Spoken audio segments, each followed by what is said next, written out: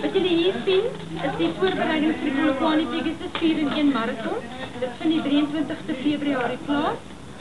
Ja, hardloop gaan nie net oor hardloop nie, dit gaan nie net oor Komrits nie, daar's baie dinge wat moet gebeur alvorens ou Komrits te kan gaan. En wat julle hier sien is die absolute toppunt van die Polokwane Atletiek Klub se wedlope.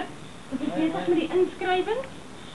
Dit is baie werk wat vooraf gedoen moet word, medaljes wat bestel moet word, inskrywings wat gereël moet word. Môreoggend 5:00 is hier 'n muurnes van bedrywighede. So ja, 'n ou het 'n verantwoordelikheid teenoor alle atlete ook. Dit soos ek gesê, dit gaan nie net oor hardloop nie. Wedlope wat gereël moet word sodat in voorbereiding vir mense vir Komrits. Môre het ons 'n 42.2 km hier. Dit is wat 'n mens moet hardloop om te kan kwalifiseer vir Komrits. Jy moet dit in onder 5 ure kan aflê.